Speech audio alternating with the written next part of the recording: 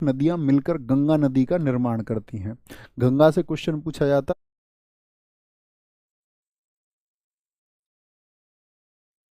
है, Washington DC में है। कौन सी दो प्रमुख नदियां मिलकर गंगा नदी का निर्माण करती हैं?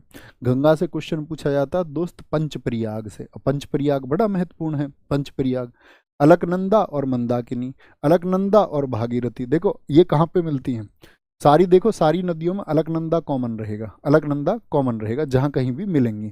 तो मंदे मैं क्या कहता हूँ, रुद्र, रुद्र प्रयाग। भैया मंदा होना चाहिए रुद्र, रुद्र बोलते हैं भगवान शिव जी को, रुद्र मतलब गुस्सा। तो गुस्सा कैसा होना चाहिए, मंदा होना चाहिए।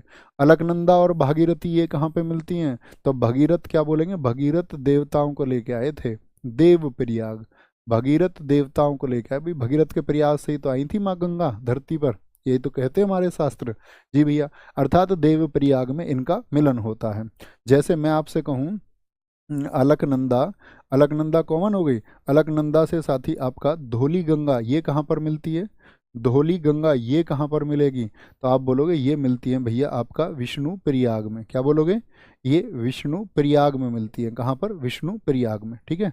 एक आपसे मुझे बताओ, जो कर्ण प्रयाग, 5 प्रयाग हैं ये सारे, सबसे कर्ण प्रयाग में क्या बोलता था मैं आपसे? देखो विष्णु जी के पैर धुलने हैं, और कर्ण में क्या होगा, कर्ण को कोई डर नहीं है। तो कौन सी रिवर? पिंडर रिवर। कौन सी? पिंडर नदी। कौन सी नदी? पिंडर नदी। किससे मिलेगी? अलकनंदा से। ठीक है। और अलकनंदा से एक मिलती है आपका नंदाकिनी। नंदाकिनी तो बहुत आसान है याद करना, क्योंकि नंद ही वर्ड आ रहा है, तो नंद प्रयाग हो जाएगा। क्या हो जाएगा? नंद प्रयाग हो जाएगा आपका, नंद प्रयाग। नंद से नंद हो गया, डर किसको नहीं है? कर्ण को किसी का डर नहीं है। धौली वो विष्णु धुल रहे हैं, रुद्र मंदा होना चाहिए, और भगीरथ देवताओं को लेके आए। ठीक है। तो गंगा नदी के लिए पंचप्रयाग बहुत महत्वपूर्ण है, इनसे क्वेश्चन पूछे जाते हैं। आगे आओ।